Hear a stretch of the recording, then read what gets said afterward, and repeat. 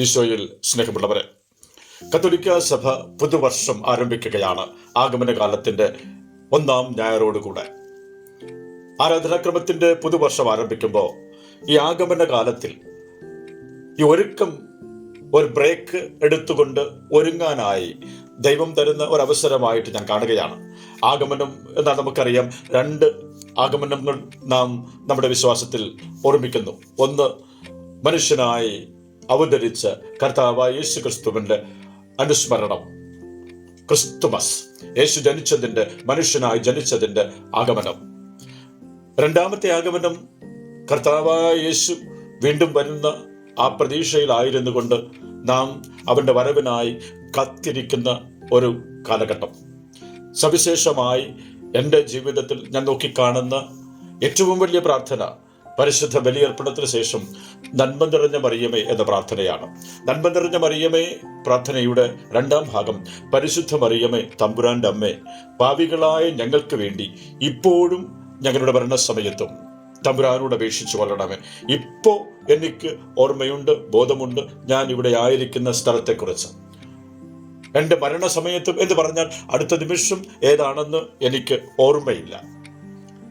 ശരിക്കും ഈ ആഗമന കാലത്തിൽ അടിസ്ഥാനപരമായി നാം ഓർക്കേണ്ടത് എന്താണെന്ന് മത്തായി സുവിശേഷം 24-ാം അധ്യായത്തിൽ 42-ാമത്തെ വാക്യത്തിൽ കർത്താവ് ഇപ്രകാരം പറയുന്നു: നിങ്ങളുടെ കർത്താവ് ഏതു ദിവസം വരുമെന്ന് അറിയാത്തത് കൊണ്ട് നിങ്ങൾ ജാഗരൂകരായിരിക്കുവൻ.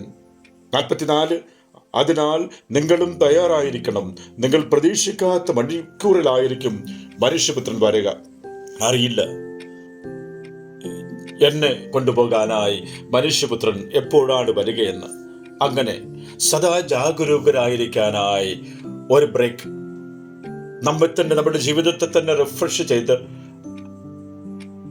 ആ യാത്ര തുടരാനായി മനുഷ്യപുത്രൻ വരുമ്പോൾ അവനോടൊപ്പം പോകേണ്ട, കൈപിടിച്ചു പോകേണ്ട ഒരു വ്യക്തി എന്ന നിലയിൽ എൻ്റെ തന്നെ യാത്രയിൽ ഞാൻ എന്നെ തന്നെ ഒരു ഫ്രഷാക്കാനായി, റിഫ്രഷാക്കാനായി ദൈവം തന്നിരിക്കുന്ന അമൂല്യമായ ഈ 25 നാൾ സവിശേഷമായി നമുക്ക് ഒരുങ്ങുന്ന പുണ്യപ്രവൃത്തികളിലേക്ക് കടക്കാം.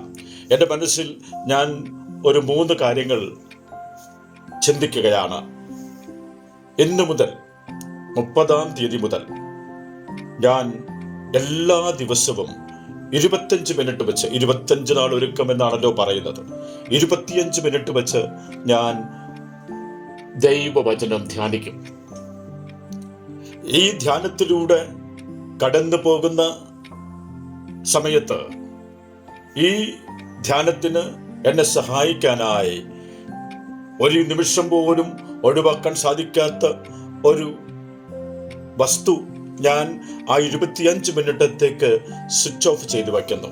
എൻ്റെ മൊബൈലാകാം, കമ്പ്യൂട്ടറാകാം, TV ആകാം. ഇത് 25 മിനിറ്റ് ഞാൻ സ്വിച്ച് ഓഫ് ചെയ്യുന്നു.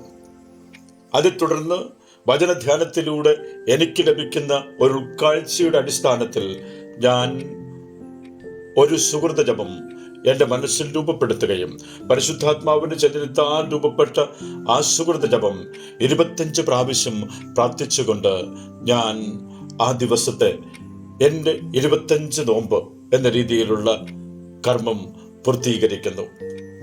ഇങ്ങനെ ഓരോ ദിവസവും എനിക്ക് ലഭിക്കുന്ന സുഹൃത ജപങ്ങൾ, എനിക്ക് ലഭിക്കുന്ന വചനധ്യാനത്തിലൂടെ ലഭിക്കുന്ന ഉൾക്കാഴ്ചകൾ നിങ്ങളുമായി പങ്കുവയ്ക്കാൻ ആഗ്രഹിക്കുന്നു. അങ്ങനെ ഒരു റിഫ്രഷ് ആയിക്കൊണ്ട് കർത്താവിന്റെ വരവിന് ഏത് സമയം വരും എന്നറിഞ്ഞുകൂടാത്തതിനാൽ സദാ ജാഗരൂകരായിരിക്കാൻ നമ്മെ ദൈവം, മനുഷ്യപുത്രൻ അനുഗ്രഹിക്കട്ടെ. ആമേൻ. പിതാവിൻ്റെയും പുത്രൻ്റെയും പരിശുദ്ധാത്മാവിൻ്റെയും അനുഗ്രഹം ഇപ്പോഴും എപ്പോഴും നമ്മോടുകൂടെ ഉണ്ടായിരിക്കട്ടെ. ആമേൻ.